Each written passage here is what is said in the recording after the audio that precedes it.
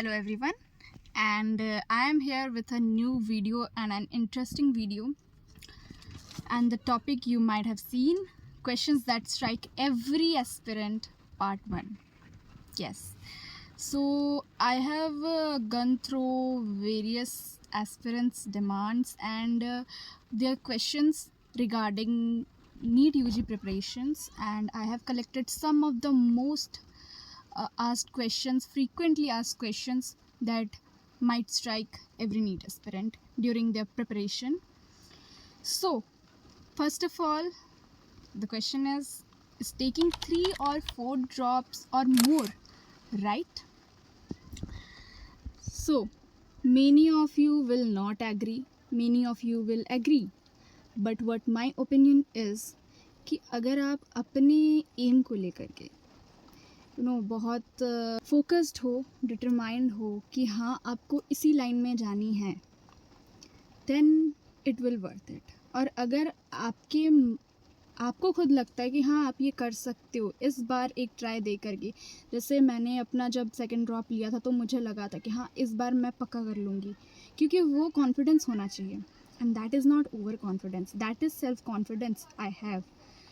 तो मुझे वो खुद से पता था. तो अगर आपको वो खुद से फीलिंग आ रही है कि यू विल मेक इट, और जो भी बच्चे हैं जो 550 से 600 या इनफैक्ट इस बार तो 650 तक भी ड्रॉप ले रहे हैं बच्चे, तो आप उस रेंज में आ रहे हो तो definitely you should be given one chance. Okay, so the next question I have in my list is, can only a topper student can crack NEET?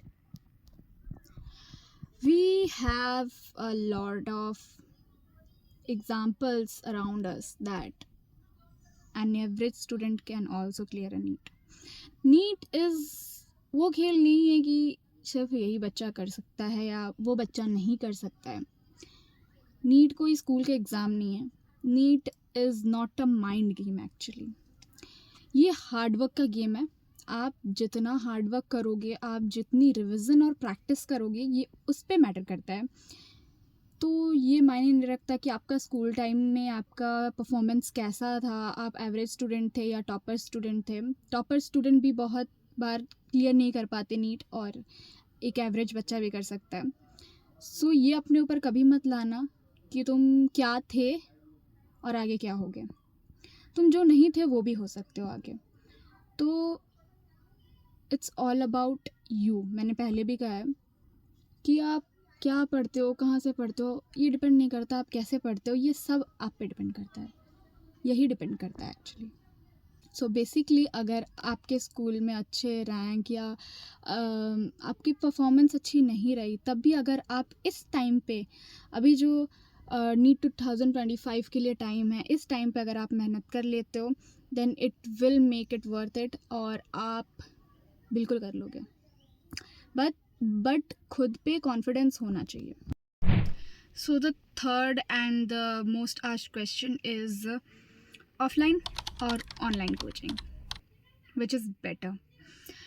देखो, कोचिंग डजंट मैटर कि आप कहाँ से कोचिंग कर रहे हो. आप सेल्फ स्टडी करके भी, अगर आपने ड्रॉप लिया हुआ है, पिछले साल आपने किया था कहीं कोचिंग से, या बहुत सारे हैं जो सेल्फ स्टडी करके निकाल सकते हो, आपके पास स्टडी मटेरियल्स वगैरह हैं, कर सकते हो. But my choice is offline is better.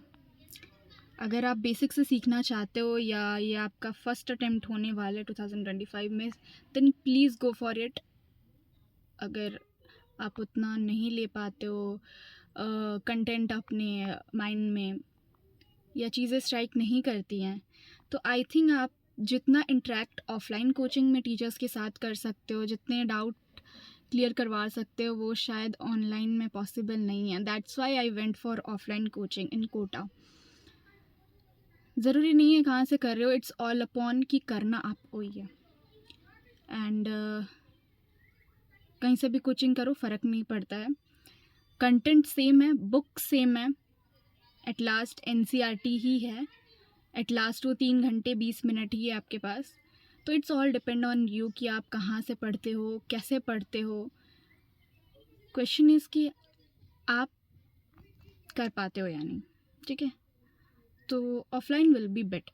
somehow from online it is better. Moving on to the next question we have is choosing MBBS as a career really worth it? You might know the answer very well. I know MBBS is very struggling time.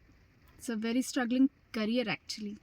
और बहुत साल लग जाते हैं एक doctor बनने में, but at the end it really worth it. और ये बात मैं नहीं, ये बात आप खुद जानते हैं कि भले ही नीट में क्रैक कर लेना ही सब कुछ नहीं होता, उसके बाद ही एक्चुअली जंग शुरू होती है MBBS के साथ. वो 5.5 साल, then internship and all, that's the might struggling time in every medico life, but उसके बाद इट एक्चुअली वर्थ इट.